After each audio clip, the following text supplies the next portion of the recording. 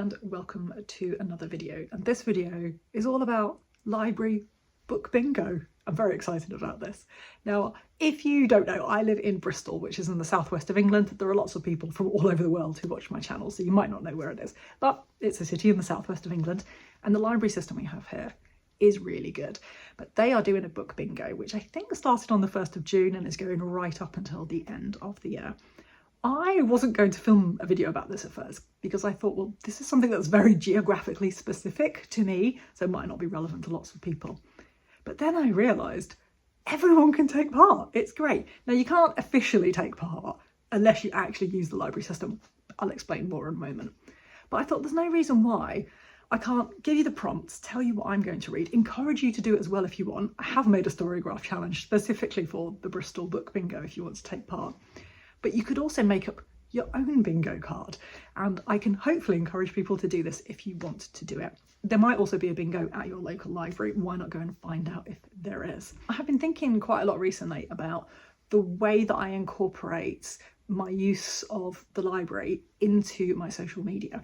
And I think that the vast majority of people that I follow on YouTube and Instagram do make quite extensive use of their libraries. They go into their libraries, they borrow books from the libraries. And a lot of people like me have a lot of unread books on their shelves that they are reading from. And especially this year, I'm trying to focus a bit more on that. So I guess there are times when we are talking about books that we've bought rather than library books. But I hear a lot of people talk about how important libraries are and how we need to keep libraries open because they're such a brilliant service and they need to be there for the community. But I would love to see more people follow through, not just talking about how great libraries are, but actually talking about the books that they have borrowed from libraries. Because just talking about how great libraries are doesn't keep them open. Borrowing books keeps libraries open. And yes, libraries are more than just books. Most of my time in a public library is spent not dealing with books and is spent in other ways with other community assistance that we offer people. But books are a huge part of libraries as well. And borrowing books from libraries is very, very important. So I was thinking a lot recently about why it is that I don't see, I'd say especially on Instagram, lots of people talking about books that they've borrowed. I wonder if it's the aesthetics of it, because when you hold up a book, look how pretty this book is. Isn't this lovely? Spoilers for one of the books I'm going to talk about. This is a book which came into my library and I borrowed it before I covered it, so I've just brought it home with me to read soon, and it doesn't yet have the cover that we put on because this is what a library book looks like with a cover on it. It's got a shiny plastic cover, and I wonder if it's the aesthetics that I see Instagram full of beautiful pictures of books, but they're not all covered in plastic, or they don't all have like labels on the spines as some of them do, and they're not slightly tatty because you've got them from the library. And I wonder if partly that's the reason. And I also wonder, I wonder so many things, but I wonder if it's because quite a lot of us, and I'm very guilty of this as well, so I'm not blaming other people, but quite a lot of us are also, as well as looking at the aesthetics of things, we're also looking at how quickly we can get hold of something. You know, when everyone's talking about a book, you want to kind of jump on that bandwagon. You don't want to, you don't want to miss out, so you want to talk about things. And sometimes the holds lists are very, very long. I waited 8 months for this book to come in, and I've had it for about 2 months and I still haven't read it because... Anyway, I clearly don't have a problem with reading things quickly, do I? But I do wonder if that's another thing, is that people want to get these books really, really soon. I've put a hold on the new Maguire book, which was released last week, and obviously I still haven't got it because they're still buying the copies and processing them and covering them. Well, some staff take the books before they're covered, and the holds list is massive. It's about 100 people before me because I didn't get in there quick enough. But I wonder if that's part of the problem as well. And so I'm really thinking that what I'm going to do is spend a lot more time focusing on library books and talking about library books, because I don't want to be part of the problem. I want to be part of the solution, and I want to make it at the forefront of people's mind that we really need to be borrowing books from libraries, and it's very, very important to do so. That's my little library rant over with. Let's go on with the book bingo. So like I said, I live in Bristol, and Bristol libraries have a bingo card this year, and there are 9 prompts, and I will be going into these prompts in a moment. If you live in Bristol, you might know this, and if you live in one of the kind of the other 6 counties around, that are part of the same system, you will know what this system is. It's a huge system. We can all borrow books from each other's counties, which is fantastic because you can get so many books that way. If you live in any of those, it's the Libraries West area. If you live in any of those, you can also join in the book bingo. You do need to go to Bristol to get one of these bingo cards. So then you can like tick off the prompts, but then you can join online. So take a visit to Bristol, it's lovely here. And then you can tick all these. I will just say, just for clarification's sake, everyone knows that I work in a public library. I don't work in Bristol libraries. This is not an advert for my job. I'm not being made to do this. I'm not being paid to do this. I actually don't work in Bristol libraries. I work in an adjacent county, but I am taking part in this book bingo. So what I thought I would do is I would read these prompts. I will tell you what I've picked. There is at least one book for every prompt. Some of them have many books for each prompt. Some of them I might end up picking a completely different thing, because this, as I said, goes on until the end of the year. If you don't live anywhere near the southwest of England, if you live in another country, you can still take part. You can still use these prompts and just have fun. You can even do the challenge on Storygraph, which will be linked in the description box, just for a little bit of fun and to borrow some books from a library. You can also come up with your own bingo, either using similar prompts or just completely different things. I would highly recommend that you do this. If you have a channel on YouTube, feel free to kind of take this idea, run with it, come up with entirely your own prompts from your own library, film a video, let me know what it is and I will promote it as well. If you don't have a channel, but maybe you're on Instagram as well, do the same thing. Use this as a kind of launching point to go and make up your own bingo, or use these prompts and then go borrow books from your own library, wherever it is. There is a prize for this one, but you can only do it if you live in Bristol or the surrounding area. So without further ado, that was a lot of preamble. Let's get on with it. The first prompt on this book bingo is a book with a number in the title or a one-word title. I couldn't find any books with numbers in the title, but a one-word title I do have, and that is Rapture. So Rapture is by Emily Maguire. This is a book which I put a hold on months ago, about 8 months ago, I think. It took a really long time to come in, and there were quite a few other holds on it, so I thought I would have to read it quickly. And I started reading it. I got about 3 pages in before I looked at my library account and realised that those holds had already been fulfilled by other books. No one else wants this book now. So I still have it on my shelf. I've renewed it 3 times. So I think this is the one that I'm going to get around to first, and it just happens to be the first prompt. But this book is set in the 9th century, and it is a true story, I think, or based on a legend anyway. And it is about a young girl called Agnes who basically becomes John the Englishman. A scholar disguised, a woman disguised as a man, basically, to become a scholar and to become part of the church. And it's about history, it's about the church. I mean, literally that's all I knew about it when I decided. It's about gossip, it's about political intrigue. It sounds fascinating. I know lots of people have read this and really liked it. So that is my pick for my first prompt. It's the only one I think I've got that fits this prompt, I think. Oh, is it? Oh, it's not. I've got another one as well. So this is Blessings by Chukwuebuka Ibea. So this I saw on the shelf in the library, and I've picked it for another prompt, which I will get to later. But this, I believe, is a queer novel set in Nigeria, and it's a sort of coming-of-age novel, and it's about a young man, and it's told from his perspective and the perspective of his mother. So it's about him kind of navigating life as a queer man when it becomes illegal in Nigeria to be gay. And it's also about his mum and kind of the future that she kind of wanted for him and the fear that she has for him in his life. I know nothing else about it, but I thought it sounded really interesting. So that would also count for this first prompt of a one-word title. Now, the next prompt is a genre that you don't normally read. Now, for that, I have a few choices. The first, most obvious one, I thought, has to be, I don't really read crime and I don't really read cozy crime, but I am more likely to want to pick up a cozy crime. And I thought, I'm not going to pick something that's like so far away from what I would normally pick. I want it to be enjoyable. So I picked this, which is Murder Before Evensong by the Reverend Richard Coles. I have a soft spot for the Reverend Richard Coles. Not just musically from when he was younger, but also every time he's on a quiz show in Britain. I don't even know how to describe who he is if you don't know, if you're like from another planet or country who doesn't know, but the Reverend Richard Coles is an actual reverend. He's an actual like Church of England vicar. There's a picture of him and a cute dog. That's adorable. He was in, which band was he in? I want to say the Communards. Is that correct? Anyway, he was in music bands in the 80s and then he became a vicar, and now he's an author. And this, I believe, is his first novel, the Canon Clement Mystery. And I think it's just a murder mystery. I literally know nothing about it other than it's by the Rev, as I like to call him. It's about a canon who's a rector of a church in presumably a small England town. He has 2 dash hounds. That's why there's lots of little like cute little dash hounds. And there's a picture of him with I get it now, I get it. Somebody gets murdered. I don't know. It's so not the kind of thing that I would normally go for, but I saw it on the shelf in the library when I was working. I thought, perfect, that's absolutely brilliant.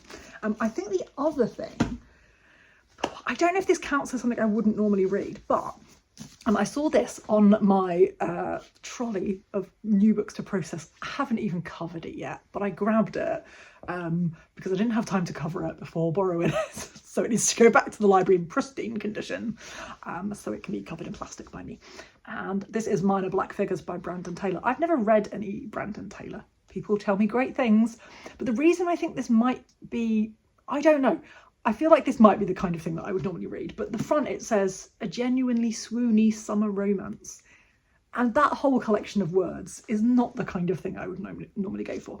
So I believe that it is a queer novel about, I think it's an artist, is it? Or yes, so it's an artist, a painter, and he moves to New York. Oh, he meets a white, so it's a young black man who moves to New York, and he meets a white former priest who's struggling with his faith.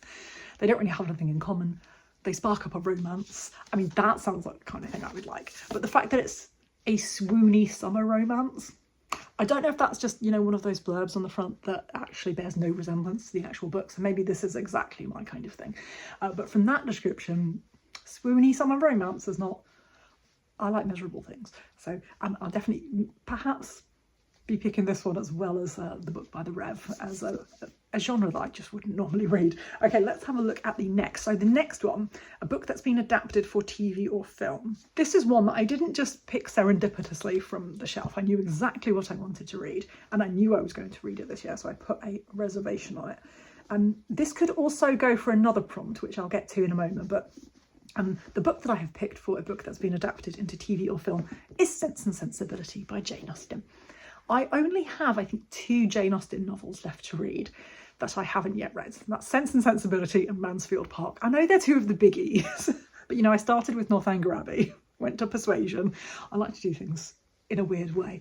But I've never read Sense and Sensibility, and my wife is constantly asking if we can watch the film, which she loves, the Emma Thompson film.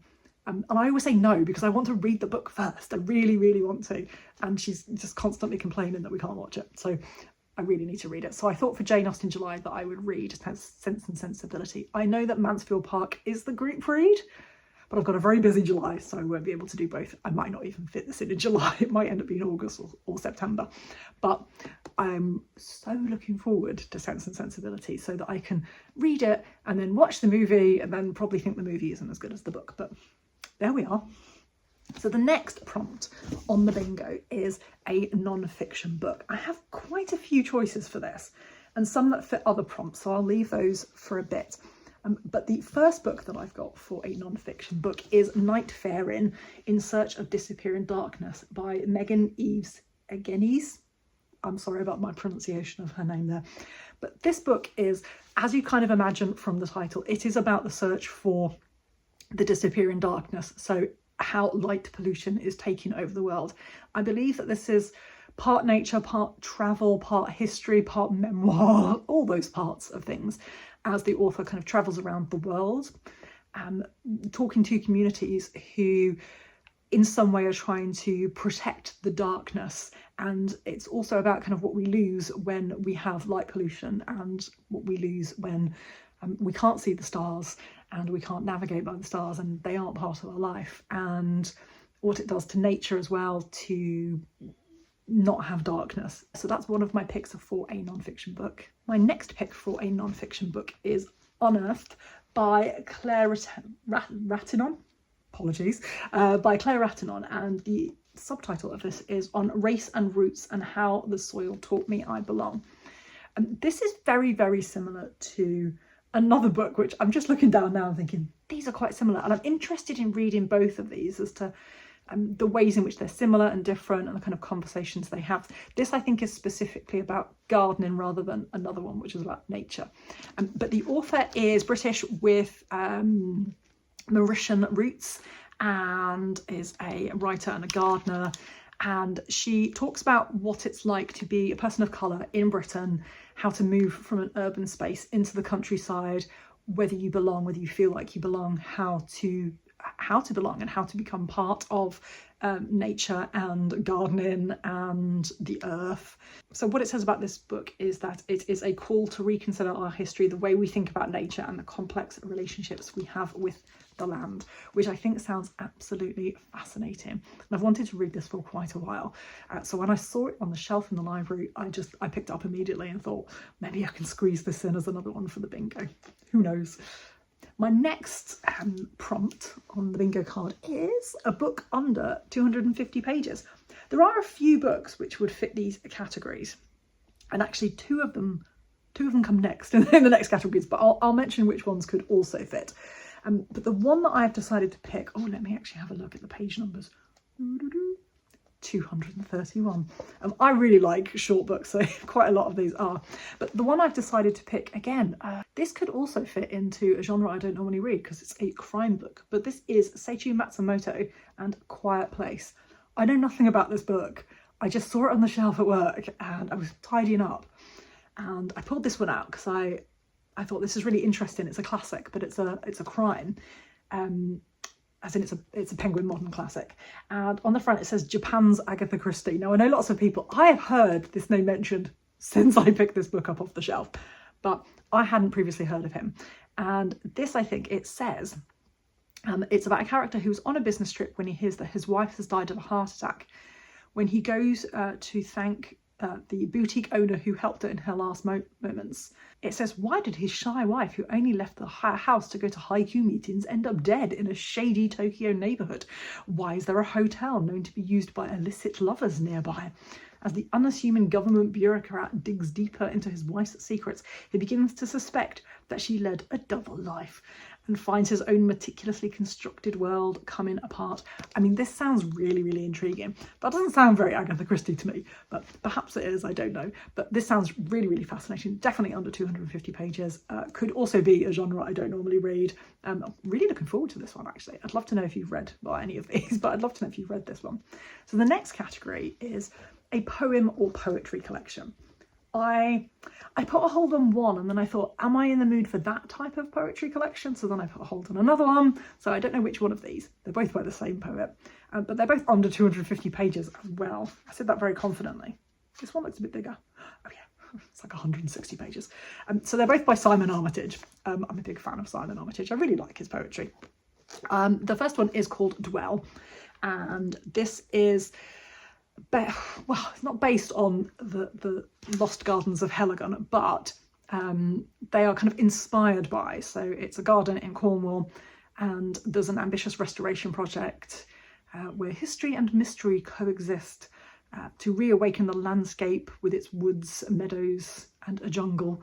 And this is kind of his response in poetry to that. And it's also, I really like this edition because it is illustrated, and I'm trying to find some illustrations just so I can show you a little bit. It's beautifully illustrated by Beth Munro, and it's just a nice short collection. So I thought that might be quite nice because I haven't read a lot of poetry, probably in the last year actually, I don't know. And I thought this might be quite nice and straightforward. Simon Armitage is the poet laureate, so he writes lots of books which are responding to specific moments or specific events or specific themes. And I thought that might be quite interesting. Really, really short collection. But I thought, what if I'm not in the mood for a nice, short, easy read? What if I want something more complicated? And Simon Armitage has a whole bunch of books which he has translated from medieval texts, and Pearl, I think, is one of my favourites, and The Owl and the Nightingale is particularly good as well as an illustrated version of that. But this one is The Death of King Arthur, which is translated from an anonymous text written around the year 400. 400? Well, that would be like prophesying the future. Sorry, it's written around the year 1400. And it was a kind of medieval Arthurian revival and tells the story of the death of King Arthur. But this is one very long narrative poem, as you can see as I'm flicking through. I already read the first little bit of this because I thought, am I in the mood for this now? It is quite fun. So I might actually end up reading that as my my prompt for the poetry prompt. And yeah, that should be quite good fun. I should say, I will list all of the prompts in the description box below, so I'm kind of going through them quite quickly. I'm going to leave the next prompt until last, so I'm going to skip one over and go to a prize-winning or shortlisted book. This should be quite easy for a lot of people, I think, to get a prize-winning or shortlisted book. But two of the ones that I picked are also non-fiction, so they could go for, again, a non-fiction book. And I believe one of them won the Wainwright Prize and the other one was longlisted, but they could have just both been longlisted. I forget. But one of them is Late Light by Michael Malay. This also counts for another category, which I'll get to in a moment. But this sounds absolutely brilliant. And this is actually an author that is local to me. So this author, Michael, lives in Bristol. But this is about his experience being an Indonesian Australian making a home for himself in England. And when I flicked through a little bit at the start of this book, and it's really interesting to hear about kind of the landscape and the nature of Britain from a perspective of someone who wasn't born in Britain, and some of the things that he's talking about are completely alien to him, but completely mysterious and marvellous as well. And this kind of mixes natural history and memoir, and it says that this book is about migration, belonging and extinction. And I think it sounds absolutely fascinating, really, really interesting. So that's one of my options for a prize-winning or shortlisted book. And the other one, again, another Wainwright Prize one, is Nicola Chester's On Gallows Down, Place, Protest and Belonging. And because it's the Wainwright Prize, which is one of my favourites, this is a nature book as well. But this is about when Nicola was growing up in rural England, and about the kind of the place that rural life has within the UK and the love of nature that she has, but also about, for example, fighting for ancient trees at road protests and the rewilding of Greenham Commons Formula Nuclear Base and things like that. And what really appealed to me about this is that it's kind of described as being, as well as nature, it's very political as well, and it's about the politics of nature and the politics of the landscape, and that's something that I'm very, very interested in. So there's a lot of nature books in this. I think maybe it's like the time of year I suddenly I just got a feeling like these are the kind of books that I wanted to read. But those are kind of two of my potential options for either a non-fiction book or prize-winning or shortlisted book. And the last category is a classic you've never read. Now, I could put Sense and Sensibility into this category. I could put this Matsumoto book, because this is a Japanese crime classic that I have never read. But the one that I've picked could also go for a book under 150 pages, because this is 120 pages, but this is a Somerset Maugham book that I have never read. The Painted Veil by Somerset Maugham is one of my favourite books of all time. I absolutely love it. And this is called Up the Villa. And I can do no better than just to read you the description on the back, which is very short. It's about a lady called Mary. And it says, Mary walls up her desires in a beautiful villa high in the hills above Florence, as she calmly contemplates her disastrous marriage. But a single act of compassion begins a nightmare of violence that shatters her serenity. She turns for help to the notorious Rowley Flint, and through him comes to realise that to deny love with all its passions and risks is to deny life itself. That sounds like a lot for 120 pages, but this is a classic. I need to read more Somerset Maugham because, like I said, The Painted Veil, one of my favourites, but I've not really read much else of his. Have I read anything else? I must have. I don't know, but Up the Villa sounds really, really interesting. So that could kind of count for a classic I've never read. Now, I skipped over one category, which is a staff recommended title. This is quite difficult because I work in a library, so really, if I recommend these books to myself, does that count? I feel like that's cheating. I asked a couple of people at work, but they kept suggesting books that I just thought, absolutely not. I'm not trying to punish myself. I'm trying to find some fun books to read. I asked my wife, but she's very busy, so I kept asking her, like, can you recommend me a book? But again, she reads very different things to me. So one of the things that I was considering for this category is Late Light by Michael Malay. And I know that there's a book group, which I haven't been to, which is in Bristol Libraries, which read this book. And I know that they had a great time reading it and it was very well received. So I felt like that maybe was a category, you know, it was a pick that I could have for that category. But, you know, I just decided to recommend books to myself because I like cheating, what can I say?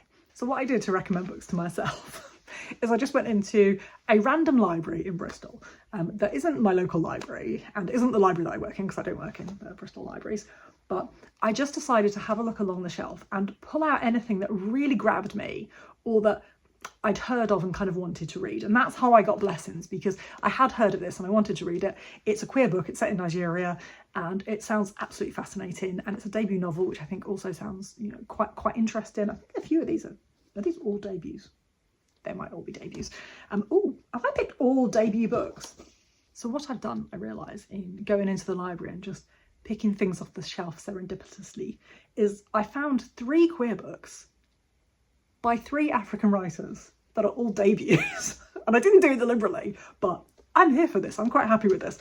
So Blessings is the first one, which could count for a staff recommended title because I've recommended it to myself. And the other one is actually a collection of short stories, which I don't normally love, but I know my wife loves short stories and I'm sure that she would recommend me a collection of short stories. This is really clutching at straws now. So this is by Eaves-Egenes and it's called God's Little Children Are Broken Things. And this, I believe, is a collection of short stories. I think it's all queer because the little blurb on the top, which is by Damon Galgut saying how great it is, says that it's about queer lives and loves in Nigeria. So I'm assuming that they are all stories about queer life in Nigeria, but that's a wild assumption based on one little blurb on the back. It was also shortlisted for the Dylan Thomas Prize in 2023. So again, could be a shortlisted book. Some great recommendations here. I'm assuming it's great. Com to Bean says it's great, but he appears to just blurb everything these days, doesn't he? And the final one is Bookkeeper Pillions, An Ordinary Wonder. I know that lots of people read this a while ago. I can't remember when it came out actually, but lots of people read it in 2021 when it first came out. And this is a story about an intersex Nigerian teenager. And just sounds absolutely fascinating. It sounded fascinating a few years ago when I really wanted to read it. The font is tiny. And I know lots of people have read this as well.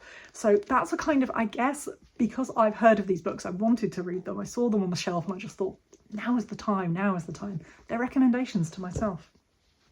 I can break the rules. I can make the rules. I can do what I want. You have my permission as the librarian resident on this video to break the rules and do whatever you want with the books. So this is half of them because I can't, the rest of them are all over there and there are too many books. So there are so many great and wonderful books in the library. I would encourage all of you, if you want to do the Bristol bingo, you know, if you just want to take part, obviously if you live in Bristol or nearby, you can take part. I'll drop a link below to where you can sign up. If you want to just use these prompts for yourself to do your own bingo, there's a challenge on Storygraph, which I have made up, which you can join in. And I will list all of the different challenges in the description box below. But also, just feel free to run with this. Go ahead, make up your own version of a bingo, make up whatever prompts you want, go to your library, borrow the books. If you film a video, let me know about it. I'm so excited for this and I'm so excited to get more reading done from my library. So I would really love to know if you are planning on taking part in this bingo or any other bingo, what books you're going to pick, what books you would pick. Let me know all of your thoughts in the comments below. Let me know if you've read any of these books. I'd love to hear from you. And until next time, happy library book reading.